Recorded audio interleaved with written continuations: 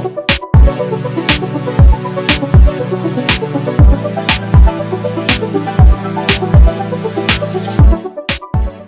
everyone, I'm Bianca Renee and you're watching Bianca Renee Today. And today we're going to talk all about wedding dresses and wedding dress shopping. Now I actually filmed my whole shopping experience of me finding my wedding dress. So I'm going to show you that live footage and I'm going to give you some tips to keep in mind when you're shopping for your wedding dress. So let's start off with when should you start looking for your wedding dress? Now keeping in mind the average engagement time, which is about a year. So let's say you have 12 months until your wedding. So usually 12 months when we start to figure out your budget, start saving, and then by 8 months you should start looking for your wedding dress. If you don't have a whole year, you're gonna have to start as soon as possible. Now when it came to my actual dress shopping experience, I started off with going to downtown LA. If you live in California, you know downtown has their little alleyways and their whole like fashion district. And they have a bunch of little like boutique shops, little no-name places that will probably give you a good deal. If you are looking for a wedding dress on a budget, they did have some dresses that were like a couple $100s. There was some for $100, $400. There was actually one dress that I saw. This dress right here was $400. I was very tempted because that was way under my budget and it was kind of like the mermaid style I was going for. But it did kind of have like a kind of a cheapy material bottom, so I was really close to getting it, but I decided not to. Now after my whole downtown shopping experience, I decided to go look at some local bridal shops. Now this actually escalated very quickly because I found out that they actually have Black Friday sales. So while everyone else is running to Best Buy to buy a flat screen, I was actually looking for my wedding dress on Black Friday, and that's exactly what I did. So to make sure I was prepared for Black Friday, I actually started my wedding dress shopping the week of. So I went to all my spots so I could make a decision, and that way on Black Friday I could just go in, buy it, not try it on, and we're good to go. So if you are engaged around the Black Friday time, I definitely recommend you calling your local bridal shops and seeing if they're having a Black Friday sale. Another place to keep in mind is David's Bridal. David's Bridal has a $99 dress sale that they do every so often, and you can get your dress for $100. They might not have, you know, the Vera Wangs on sale for $100, but you might as well go peek. I do have some friends that actually did that and their dress was $100. Now besides David's Bridal and Black Friday, also keep in mind trunk sales and sample sales. This means that certain boutiques, they have their actual dresses on the mannequins. They've been out of the bag, some girls have tried them on, but now they need to switch them out for their next season collection. But now that dress, which has never actually been worn out of the store, is going to be on sale. So you can get a huge discount because you're buying the one off the mannequin. The only thing about sample sales is that usually they're like a size 10 or up because they want the larger dresses that anybody could fit into, and then they just use these large clips and they clip you in the back so you can kind of get an idea of how it would look fitted. So if you are a size 10 or above, you might be able to fit into them perfectly. If not, you will have to get alterations, which may or may not work in your favor. To give you like an estimate timeline, I found my wedding dress on November 27th, so that must have been Black Friday, and then I actually ordered my dress and picked it up on March 8th.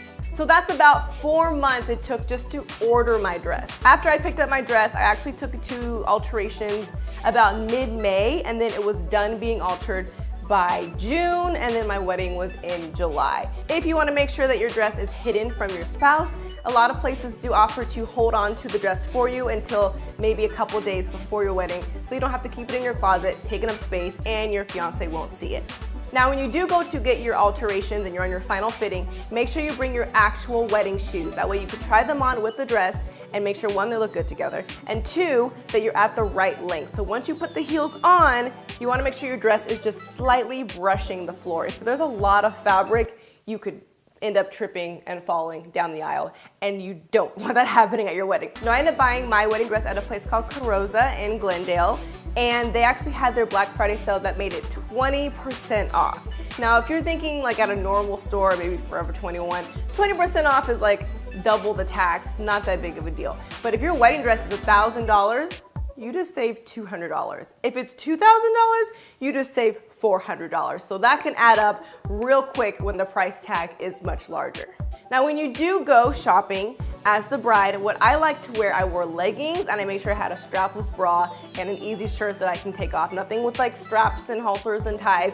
You want to be able to move through as many dresses as you can. And when you have leggings on, there will be an associate there helping you put on the dress. So I just wore leggings, so I was, still covered. I didn't have my cheeks in her face, and I was able to have the assistant help me put on all the dresses. Now, before you walk into a wedding dress store, it is very important to keep in mind the exact style you want to look for. I might have went a little overboard, and I made an entire spreadsheet of all of my favorite wedding dresses so I could email that to my bridesmaids, so as soon as we walked in there, they knew exactly what to look for. They could pull the dresses for me, bring to the dressing room, and I would have to try them on. Now let's first talk about the style of the dress. Do you want a huge princess type of ball gown, or do you want something tighter like a mermaid type trumpet shape? Or maybe you really want something that is off the shoulder. Maybe you want it to cover your back. Whatever you want, make sure you keep that in mind so it makes your shopping a lot easier. You also want to keep in mind the season of your wedding. If you're doing something outside, you might want to do a short wedding dress, or just something of a lighter material, versus in the winter time you could do the thicker materials and maybe even something with long sleeves. Now you have found the perfect dress, you know it's the one. Now it's time to place the order. You're going to have to put at least 50% down of a deposit, sometimes 60 or more, and then usually you pay the remainder of the balance once your dress is actually there and you get to pick it up. Then they said for me to do resizing, which would be all the alterations, and to add some buttons so that the train would stick up, because my dress didn't have like a built-in section for the train to be pinned up. That would be $300.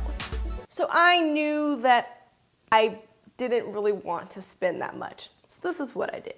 I found this little hole-in-the-wall shop that my friend recommended, and I got all my alterations for like $130. $130, $300.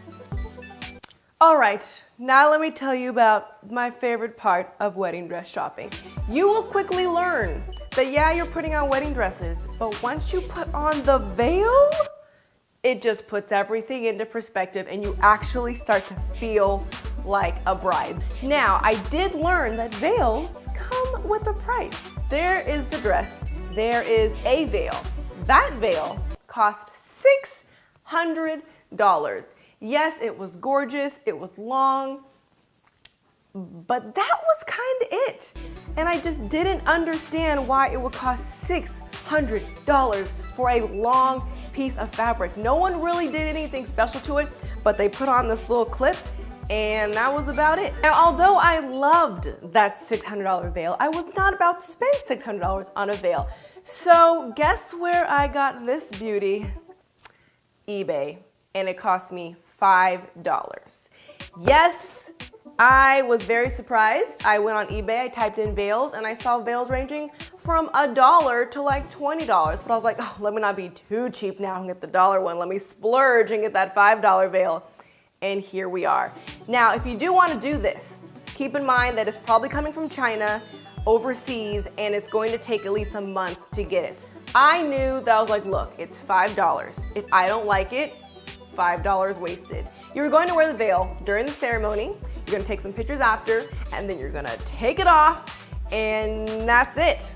And while I was on eBay, I also found a petticoat for $25. So I found a mermaid style petticoat that I got to keep for $25 versus renting one from the actual bridal place for $40. So those are all of my wedding dress shopping tips for you guys. If you have some tips for some other upcoming brides, make sure you leave me a comment and leave your wedding dress shopping experience and tips to help other brides out there watching. And if you like this video, please give it a thumbs up and subscribe. I post new videos every Sunday, so I'll see you guys next week. Thanks for watching Bianca Renee Today. Before you go, make sure you watch my next video of the actual footage of me shopping for my wedding dress, and you can see all the dresses that I tried on before I found the one.